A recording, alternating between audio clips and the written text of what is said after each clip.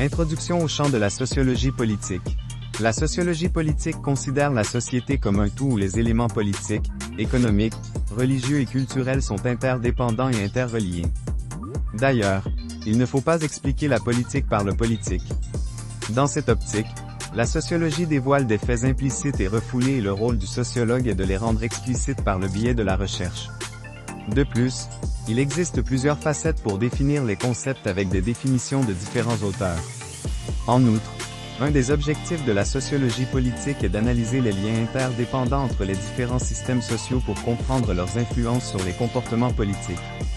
Dans ce sens, le politique est une définition institutionnelle qui limite le politique à l'État et à ses institutions. Il s'agit d'une vision trop étroite qui n'englobe pas les mobilisations de militantisme. Une autre définition plus large de Robert Dahl résume la notion de politique à tous les rapports de pouvoir. Toutefois, cette définition n'inclut pas les revendications politiques de l'organisation de la société gérée par la puissance publique dans ses rapports, car ceux-ci ne sont pas par essence politiques.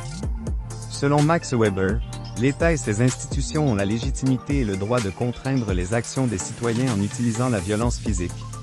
Cet économiste et sociologue allemand affirme que le conflit est normal et inhérent au monde social. Dans cette même veine, l'idéologue Karl Marx déclare que le conflit s'organise autour des classes sociales et des rapports d'exploitation et le politique gère ce conflit central. De surcroît, le sociologue français Émile Durkheim rajoute que le conflit est pathologique et que son absence est normale. D'ailleurs, le politique vise à faire disparaître ou apaiser le conflit.